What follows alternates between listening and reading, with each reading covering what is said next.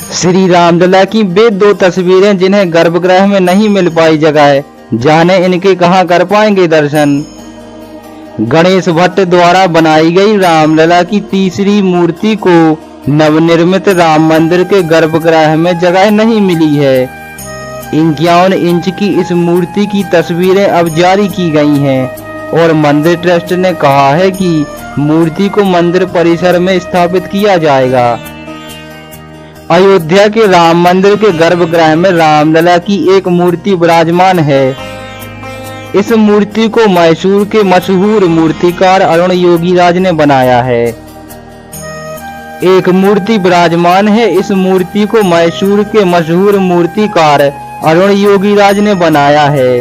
हालांकि गर्भगृह में स्थापित करने के लिए रामलला की 3 मूर्तियां बनाई गई थीं। गर्भगृह में विराजमान रामलला की मूर्ति के अलावा अन्य 2 मूर्तियों की तस्वीरें भी सामने आ गई हैं। अलंकृत रामलला की दूसरे विग्रह की तस्वीर 23 जनवरी को सामने आई थी। इसे प्रथम तल पर लगाया जा सकता है। इस मूर्ति को सत्यनारायण पांडे ने बनाया है, जबकि तीसरी मूर्ति को मूर्तिकार गणेश भट्ट ने बनाया है। इसे फिलहाल मंदिर परिसर में स्थापित नहीं किया गया है। इसकी तस्वीर भी सामने आ गई है। बता दें कि शास्त्रों में वर्णन है नीलांबुजम श्यामम कोमलांगम, इसीलिए श्यामल रंग की ही श्री राम की मूर्ति को गर्भगृह में स्थान दिया गया है। गणेश भट्ट द्वारा बनाई गई रामलला की तीसरी मूर्ति को नवनिर्मित राम मंदिर के गर्भगृह में जगह नहीं मिली है। 51 इंच की इस मूर्ति की तस्वीर अब जारी की गई है और मंदिर ट्रस्ट ने कहा है कि मूर्ति को मंदिर परिसर में स्थापित किया जाएगा। श्याम शिला से बनाई गई इस मूर्ति ने भी राम भक्तों का ध्यान आकर्षित किया है। इस मूर्ति में भी 5 साल के रामलला की छवि दिखाई देती है। 51 इंच की इस मूर्ति को भी कृष्णशिला के नाम से जाने जाने वाले काले पत्थर से बनाया गया है, जो कर्नाटक के मैसूर में हेगड़ादेवन कोटे की उपजाऊ भूमि से मिलता है। हालांकि मंदिर के गर्भगृह के लिए इस मूर्ति को नहीं चुना गया। राम मंदिर की देखरेख करने वाले ट्रस्ट ने आश्वासन दिया है कि गणेश भट्ट की मूर्ति को मंदिर परिसर में स्थापित किया जाएगा। अरुण योगीराज ने 3 अरब साल पुरानी चट्टान पर मूर्ति को तराशा है। जिस मूर्ति को गर्भगृह में स्थापित करने के लिए चुना गया वह मैसूर के मूर्तिकार अरुण योगीराज ने बनाई है।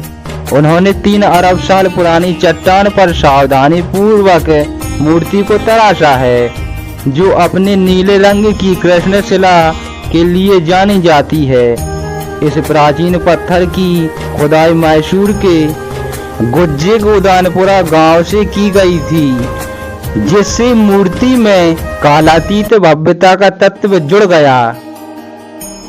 दिव्य और भव्य रामलला की मूर्ति अरुण योगीराज द्वारा बनाई गई। रामलला की मूर्ति को 3 मूर्तियों में से एक चुना गया था, क्योंकि इसमें दिव्यता और राजसीपन की झलक है। 5 वर्ष के बालक की छवि का स्वरूप झलकता है। मूर्ति की आंखें कमल की पंखुड़ियों की याद दिलाती है। चेहरे का आकर्षण ऐसा है कि भक्तों के चित्त में श्री राम की छवि बन जाती है। मूर्ति 51 इंच की क्यों बनाई गई? राम मंदिर के गर्भगृह में स्थापित प्रतिमा की ऊंचाई 51 इंच बहुत सोच समझ कर रखी गई है। अमूमन भारत में 5 साल के बच्चे की लंबाई 51 इंच के आसपास होती है। साथ ही 51 शुभ अंक माना जाता है। यही वजह है कि गर्भगृह में स्थापित होने वाली मूर्ति का आकार भी 51 इंच रखा गया है। गर्भगृह में स्थापित मूर्ति का निर्माण शालिग्राम पत्थर को तराशकर हुआ है। रामलला की बनती हुई मूर्ति को रोज शाम 4 से 5 बजे देखने आते थे हनुमान जी। अरुण योगीराज ने सुनाए चमत्कारिक किस्से। अयोध्या के राम मंदिर के लिए रामलला की छवि को गढ़ने वाले शिल्पकार अरुण योगीराज ने बताया कि प्रभु श्री राम की मूर्ति को आकार देने में स्वयं उनकी भगवान राम ने ही मदद की, क्योंकि जब मूर्ति की प्राण प्रतिष्ठा के बाद पूजा अर्चना हुई तब सहसा उन्हें भी विश्वास नहीं हुआ कि उसे उन्होंने बनाया था। अयोध्या के राम मंदिर के लिए रामलला की मूर्ति बनाने वाले अरुण योगीराज ने बड़े बड़े खुलासे किए हैं। मूर्ति को आकार देने के 7 महीने में योगीराज ने तमाम चमत्कारिक घटनाएं और कुछ ऐसे अनुभव साझा किए हैं कि हर कोई हैरानी जता सकता है। अयोध्या के राम मंदिर में 22 जनवरी को रामलला की प्राण प्रतिष्ठा हो चुकी है।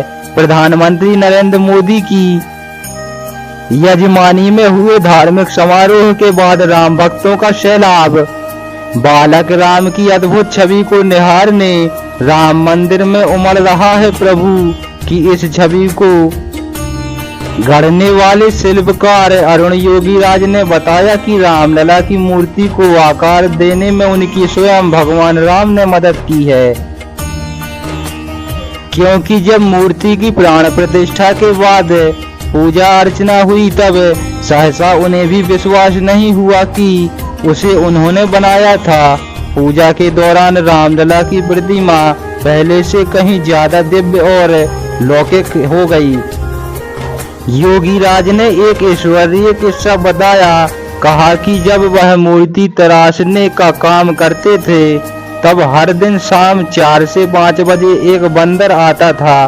फिर कुछ ठंड के कारण हमने कार्यशाला को तिरपाल से ढक दिया तो वो बंदर बाहर आया और जोर जोर से खटखटाने लगता था। ये बंदर हर रोज शाम 4 से 5 बजे के बीच आता था। शायद वह बंदर हनुमान जी ही थे जिनका प्रभु श्री राम को देखने को मन हो। मैंने ये बात चंपत राय श्री राम जन्मभूमि तीर्थ क्षेत्र के महासचिव जी को भी बताई थी। यही नहीं, 7 महीने से चल रही नक्काशी के दौरान शिल्पकार अरुण योगीराज तमाम किस्सों और आश्चर्य से गुजरे। अरुण कहते हैं, मैं 7 महीने तक ठीक से सो नहीं पाया। सोने के बाद भी प्रभु श्री राम के दर्शन होते थे।